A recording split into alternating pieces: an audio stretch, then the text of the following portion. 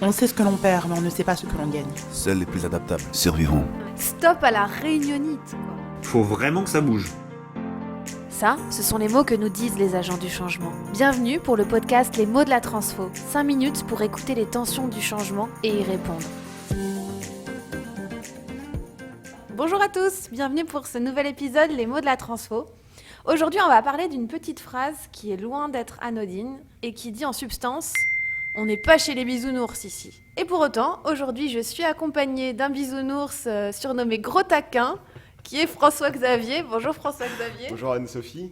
Alors qu'est-ce que ça veut dire cette phrase qu'on entend si souvent ? Donc j'imagine que vous parlez pas de la phrase « je suis avec Gros Taquin », mais plutôt on est ici, on n'est pas chez les bisounours. Avant même de dire qu'est-ce qu'elle signifie, c'est surtout qu'elle est omniprésente.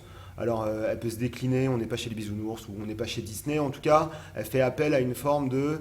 On n'est pas dans un monde merveilleux dans lequel les choses seraient guimauves, dans lequel les choses seraient sympathiques et faciles. On est dans un monde dur dans lequel il faut s'endurcir et dans lequel la violence est peut-être même omniprésente ou en tout cas se doit d'être une norme. Et je crois que vous avez regardé un épisode justement pour qu'on parle de ce thème aujourd'hui. J'espère que c'était un bon moment. Qu'est-ce que vous avez observé qui peut être intéressant pour mieux comprendre un peu ce qui peut se cacher derrière cette expression ? La première chose que j'ai comprise, qui est peut-être pas forcément la plus intéressante, c'est que j'ai beaucoup vieilli. La deuxième, c'est que ce qui est proposé dans les bisounours, en fait je ne m'en rappelais pas exactement, mais ce qui est proposé dans les épisodes des bisounours, c'est la résolution de problèmes, de conflits, de tensions à travers les émotions qu'ils proposent. Dans leur ventre, là, ils envoient de l'arc-en-ciel, ils envoient du bonheur, ils envoient de l'amour, etc. pour résoudre des conflits. Et du coup, je me suis dit, mince, c'est pas vraiment la perception que j'avais de cette phrase, puisque j'avais l'impression que cette phrase signifiait il se passe jamais rien, on est toujours bien, il n'y a aucun problème, tout est bienveillant, tout est joli, tout est beau. Alors, c'est vrai que moi, du coup, je suis désolée, j'ai pas regardé l'épisode avec vous. Moi, quand je l'ai déjà dit, moi-même, cette phrase. Et en fait, je l'ai dit parce que je constatais que finalement, on opposait complètement en entreprise le principe de gentillesse au principe de performance. Et que du coup, à un moment donné, s'il fallait être performant, il fallait poser le truc de se dire on n'est pas chez les bisounours. Donc, on y va, les gars. Et on oublie cette espèce de valeur, cœur love, comme on dit, pour l'ensemble de ses collègues, et que parfois, le principe de réalité opposait le principe d'un monde où tout le monde s'entendrait bien et vivrait en harmonie. En fait, c'est peut-être pas tant le principe de réalité que le principe de performance, et surtout ce que ça vient légitimer en creux, c'est une forme de violence dans l'organisation. C'est-à-dire que cette phrase, moi, quand je l'ai entendue, ou quand je l'entends encore, parfois elle résonne un peu comme une menace. Ça signifie, on n'est pas chez les bisounours, maintenant vous allez voir ce que vous allez voir. Donc il y a une forme de légitimation de une action violente peut être engagée parce que justement, on n'est pas là à se tourner les pouces et à se faire des câlins dans le dos. Donc dans ce que vous dites, c'est-à-dire que si on oppose bienveillance à performance, ça veut dire qu'on met la bienveillance dans une forme d'action continue, d'actes vertueux, positifs, voire sympathiques, etc. Est-ce que en fait, la bienveillance se matérialise par l'action ? En fait, là, ce que vous dites, c'est intéressant parce qu'on met la bienveillance surtout en opposition avec la performance, avec la production, comme si la bienveillance ne produisait rien. Ce thème de bienveillance, il est extrêmement important dans beaucoup d'entreprises et on en parlera plus longuement dans un espace dédié à ça. La bienveillance peut être au service de l'action quand elle devient implacable. Je prends juste un exemple qui va parler sans doute, c'est si mon enfant traverse la rue sans regarder, je vais intervenir d'une manière rapide et efficace parce qu'il va falloir le protéger d'un risque de se faire écraser.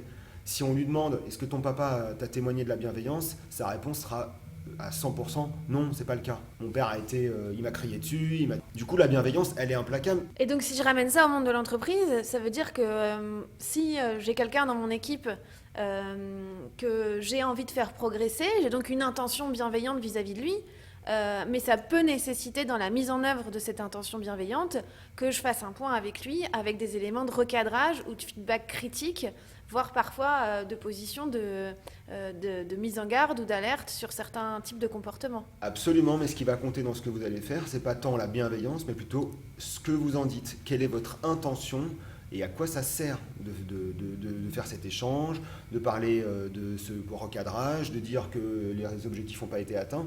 Ce qui va compter, c'est de dire quelle est l'intention que vous avez derrière ça. Il y a une différence entre dire « tu fais pas ton travail » et dire j'ai besoin de savoir pourquoi tu fais pas ton travail parce que ça a un impact chez moi. Donc finalement, en fait, aujourd'hui, on sait qu'un gros enjeu de l'entreprise, c'est de lutter contre cette violence dont vous parlez, qui s'est institutionnalisée, en fait. Et donc, du coup, on vient un peu agiter la baguette magique comme ça de la bienveillance, comme un contre-pouvoir pour pouvoir éradiquer la violence. Alors, j'aime beaucoup le terme de contre-pouvoir parce que je le vois plutôt comme un contrepoids qui conduit finalement à neutraliser complètement la relation. La bienveillance aujourd'hui telle qu'elle est vécue dans l'entreprise, en tout cas les entreprises que nous on accompagne, elle est vécue comme quelque chose qui vient scléroser, qui vient étouffer la capacité de parler du problème.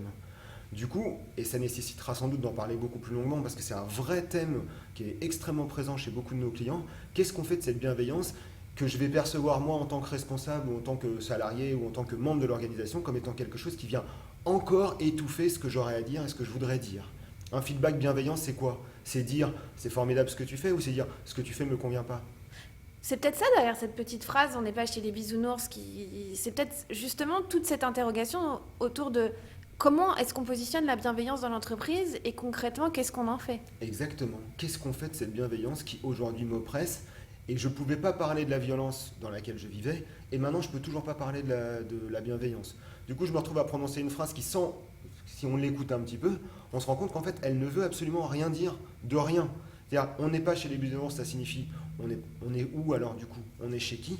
Et puis les bisounours, on a tous une acceptation et une compréhension différente de ce que ça signifie. Du coup, on ne dit rien quand on dit ça.